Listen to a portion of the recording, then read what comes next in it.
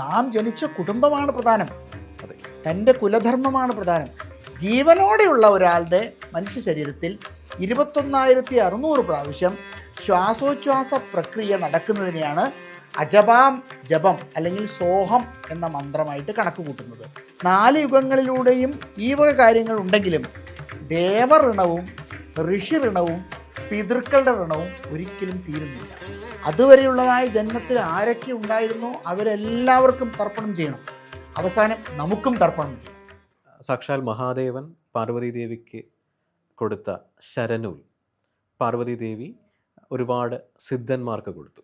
ഇന്ന് ശരനൂലിൻ്റെ അഭ്യാസം എന്ന രീതിയിൽ ഒരുപാട് ആൾക്കാർ ഇടപിംഗള നാഡിയിൽ കൂടെയുള്ള എന്താ പറയുക, ഈ പറയുന്ന മെഡിറ്റേഷൻ അല്ലെങ്കിൽ സുഷുമ്നയിലേക്ക് അത് പ്രാക്ടീസ് ചെയ്യിപ്പിക്കുക എന്നൊക്കെ പറഞ്ഞ് ഒരുപാട് സംഭവങ്ങൾ നടക്കുന്നുണ്ട്.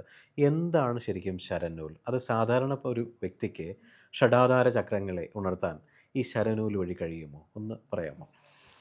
വളരെ സന്തോഷകരമായ ഒരു ചോദ്യമാണ്. മാത്രമല്ല വളരെയധികം ബുദ്ധിശാലിയായിട്ടുള്ള ഒരു ചോദ്യകർത്താവിനെ ഇത്തരത്തിൽ ചോദിക്കാൻ സാധിക്കും. ഞാൻ അങ്ങേ പ്രണമിക്കുന്നു.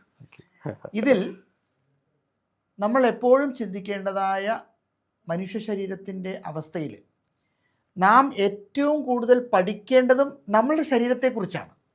അതെ. അപ്പോൾ ഇതിൽ മൂലാധാരം, സ്വാധിഷ്ഠാനം, മണിപൂരകം, അനാഹതം, വിശുദ്ധി, ആജ്ഞ, ഈ 6 ആധാര ചക്രങ്ങൾ പടിയാറും കടന്ന് അവിടെ ചെല്ലുമ്പോൾ എന്ന കണക്കിൽ, ഷഡ് ചക്രോപരി സംസ്ഥിത എന്ന കണക്കിൽ സ്ഥൂല ശരീരത്തിലല്ല നിൽക്കുന്നത് എന്നതാണ്. സൂക്ഷ്മ ശരീരത്തിലാണ് പ്രവർത്തിക്കുന്നത്. അപ്പോൾ സൂക്ഷ്മ ശരീരത്തിൽ ഇവ നിന്ന് പ്രവർത്തിക്കുമ്പോൾ ഇവയെ താങ്ങിക്കൊണ്ട് നിൽക്കാനുള്ള ഒരു നാഡി ഉണ്ടാവണമല്ലോ. അതാണ് നട്ടെല്ല്, അതാണ് സുഷുമ്നാ നാഡി എന്ന് പറയുന്നത്.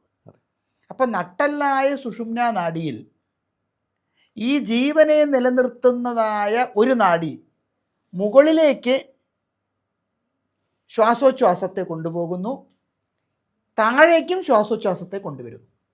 അങ്ങനെ മുകളിലേക്ക് കൊണ്ടുപോകുന്ന നാഡിയെയാണ് പിംഗള നാഡി എന്ന് പറയുക, സൂര്യനാഡി എന്ന് പറയും. താഴേക്ക് കൊണ്ടുവരുന്ന നാഡിയെ ചന്ദ്രനാഡി അല്ലെങ്കിൽ ഇടാനാഡി എന്ന് പറയും. അപ്പോൾ ഒരു മനുഷ്യൻ്റെ ശരീരം ശരിയായ രീതിയിൽ ജീവനോട് പ്രവർത്തിക്കണമെങ്കിൽ ഇടാ പിംഗള സുഷുമ്ന നാഡികളുടെ പ്രവർത്തനം നടക്കണം.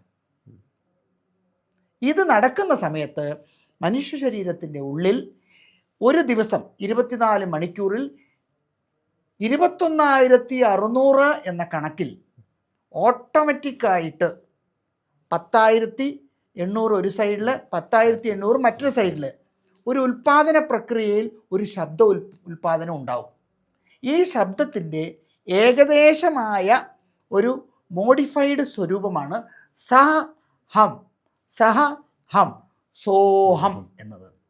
അപ്പോൾ ഈ സോഹം എന്നതായ ശ്വാസോച്ഛ്വാസ ജപം 21,600 പ്രാവശ്യം ഓരോ ജീവൻ്റെ ഉള്ളിലും, വെദർ അയാൾ ഏത് ജാതിയാണോ, ഏത് മതമാണോ, ഏത് കുലമാണോ, ഏത് ഗോത്രമാണോ, ഏത് വർഗമാണോ, വർണ്ണമാണോ എന്ന് നോട്ടമില്ല, ജീവനോടെയുള്ള ഒരാളുടെ മനുഷ്യ ശരീരത്തിൽ 21,600 പ്രാവശ്യം ശ്വാസോച്ഛ്വാസ പ്രക്രിയ നടക്കുന്നതിനെയാണ് അജപാം ജപം അല്ലെങ്കിൽ സോഹം എന്ന മന്ത്രമായിട്ട് കണക്ക് കൂട്ടുന്നത്. ഇതിൻ്റെ ക്രമീകരണത്തെ റെഗുലേറ്റ് ചെയ്യുന്നതിനെയാണ് പ്രാണായാമം എന്ന് പറയുന്നത്. വളരെ ക്ലിയറാണ് സ്വാമി. ഇതിനകത്ത് ഒരുപാട് പേര് ഈ പറയുന്ന ശരനൂൽ ഉപയോഗിച്ച് മഴ സ്റ്റോപ്പ് ചെയ്യിപ്പിക്കുന്നു എന്നൊക്കെ പല പല സംഭവങ്ങൾ മാർക്കറ്റിലേക്ക് പറയുന്നുണ്ട്. നമുക്ക് പ്രകൃതിക്ക് എഗെയിൻസ്റ്റ് ആയിട്ടൊരു സാധനം നമുക്ക് ചെയ്യാൻ കഴിയില്ല. സ്വാഭാവികമായിട്ടും അതിൻ്റെ ഒരു തിരിച്ചടി ഉണ്ടാകും. ശരനൂലിൻ്റെ എന്താണ് എന്നുള്ള സ്വാമി വിവരിച്ചു കഴിഞ്ഞു. സ്വാമി 14 ലോകങ്ങൾ എന്നാണല്ലോ പറയുന്നത്. അപ്പോൾ അതിൽ പിതൃലോകം കഴിഞ്ഞിട്ടാണ് ഈ ദേവലോകം എന്ന് പറയുന്നത്. നമ്മൾ ഓരോ മനുഷ്യരും ഇവിടെ ജന്മമെടുക്കുന്ന സമയങ്ങളിൽ സ്വാഭാവികമായിട്ടും നമ്മുടെ കർമ്മങ്ങൾ ചെയ്ത് നമ്മൾ മോക്ഷപ്രാപ്തിയിലേക്ക് അല്ലെങ്കിൽ മരണത്തിന് ശേഷം നമ്മുടെ ആത്മാവ് അടുത്ത തലങ്ങളിലേക്ക് പോകാൻ വേണ്ടിയാണല്ലോ എല്ലാവരും കഷ്ടപ്പെടുന്നത്. പക്ഷേ ഈ അറിയാതെയാണ് നമ്മൾ പല കർമ്മങ്ങളിലേക്കും ചെന്ന് പെടുകയും അറിയാവുന്നവർ വളരെ സൂക്ഷ്മതയോടെ മുന്നോട്ട് പോവുകയും ചെയ്യുന്നു. പിതൃലോകം എന്ന് പറയുന്ന ലോകം വീണ്ടും നമുക്ക് റീബർത്ത് അല്ലെങ്കിൽ പുനർജന്മം ഇവിടെ വരുന്നെന്നും പറയുന്നു, വരുന്നില്ലെന്നും പറയുന്നുണ്ട്. അപ്പോൾ അതിൻ്റെ ഒരു കൺക്ലൂഷൻ ഒന്ന് കൊടുക്കാമോ? വളരെ നല്ലൊരു ചോദ്യമാണ്. ഭൂർ ഭുവ സുവർ മഹർ ജന തപ സത്യം, ഇതാണ് ബാഹ്യമായിട്ട് നമുക്ക് അങ്ങോട്ടുള്ള 7 ലോകങ്ങൾ. അതെ. അതലം വിതലം സുതലം രസാതലം തലാതലം പാതാളം, ഈ മഹാതലം വരെ 7 താഴോട്ടും. ഈ രണ്ടും കൂടി ചേർക്കുമ്പോഴാണ് 14 ലോകങ്ങൾ എന്ന് പറയുന്നത്. അപ്പോൾ ഈ 14 ലോകങ്ങളിലെയും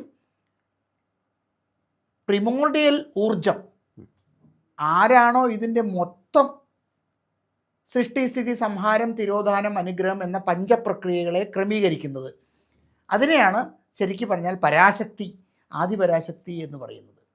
അപ്പോൾ ഇവിടെ എങ്ങനെയാണ് ഈ കർമ്മങ്ങളുടെ തട്ടകത്തിലേക്ക് നമ്മൾ വരുമ്പോൾ ദേവന്മാർക്ക് ചെയ്യുന്ന കർമ്മങ്ങളുണ്ട്, ഋഷിമാർക്ക് ചെയ്യുന്ന കർമ്മങ്ങളുണ്ട്, അതേപോലെ തന്നെ പിതൃക്കൾക്ക് ചെയ്യുന്നതായ കർമ്മങ്ങളുണ്ട്. അപ്പോൾ ഒരു മനുഷ്യൻ്റെ പൂർത്തീകരണം, ജീവപൂർത്തീകരണം 120 വയസ്സാണ് കലിയുഗത്തിൽ പറഞ്ഞിട്ടുള്ളത്.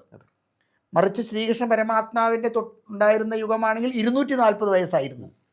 ഭഗവാൻ ശ്രീരാമചന്ദ്ര പ്രഭുവിൻ്റെ കാലഘട്ടമാണെങ്കിൽ 360 വയസ്സായിരുന്നു ഒരു മനുഷ്യന്.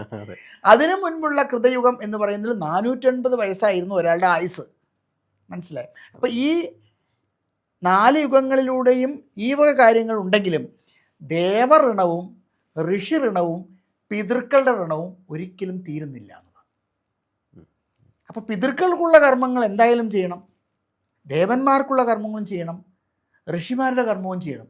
ഇത് മൂന്നും കൂടി ചേരുമ്പോഴേ ഒരു മനുഷ്യൻ്റെ ജന്മം പൂർത്തീകരിക്കപ്പെടുന്നുള്ളൂ. അപ്പോൾ പിതൃക്കളുടെ കർമ്മങ്ങൾ ശരിയായ രീതിയിൽ ചെയ്യാതിരുന്നാൽ, അന്ധവിശ്വാസമായിട്ട് പലരും ഇന്ന് എഴുതി തള്ളുന്നു എങ്കിൽ അത് തെറ്റാണ്. അത് അവരുടെ ജീവിതത്തിൽ അത് ശരിയായി പഠിക്കാത്തതുകൊണ്ടാണ്. താൻ ജനിച്ച കുടുംബത്തിൽ തൻ്റെ പിതൃപരമ്പരയിലുള്ളവരെ അപമാനിച്ചുകൊണ്ടോ അവരെ അല്ലെങ്കിൽ ശരിയായി ആദരിക്കാതെയോ എങ്ങനെയാണ് നമുക്ക് വിജയിക്കാൻ സാധിക്കുക? ശരിയാണ്. കുലം പവിത്രം ജന്മീകൃതാർത്ഥ എന്ന് പറയുന്ന ഇതുകൊണ്ട് തന്നെയാണ് മാതൃദേവോ ഭവ പിതൃദേവോ ഭവ ആചാര്യ ദേവോ ഭവ എന്ന് വേദമെല്ലാം പ്രഖ്യാപിക്കുന്നത്. നാം ജനിച്ച കുടുംബമാണ് പ്രധാനം, തൻ്റെ കുലധർമ്മമാണ് പ്രധാനം. അപ്പോൾ ആ കുടുംബത്തിലുള്ള പിതൃക്കന്മാരെ പരിപൂർണമായും തൃപ്തിപ്പെടുത്തലാണ് മരിച്ചവർക്കുള്ളതാണെങ്കിൽ അതാണ് ഈ പിതൃകർമ്മങ്ങൾ. അതിൽ നിന്നൊരിക്കലും രക്ഷപ്പെടാൻ പാടില്ല എന്നാണ്. ഞങ്ങൾ ബ്രഹ്മചര്യം സ്വീകരിച്ച് സന്യാസത്തിന് വരുമ്പോൾ ബ്രഹ്മചര്യത്തിന് നമ്മൾ പൂണുനൂലിടുന്ന ചടങ്ങിലും തർപ്പണാദി കർമ്മങ്ങളുണ്ട്.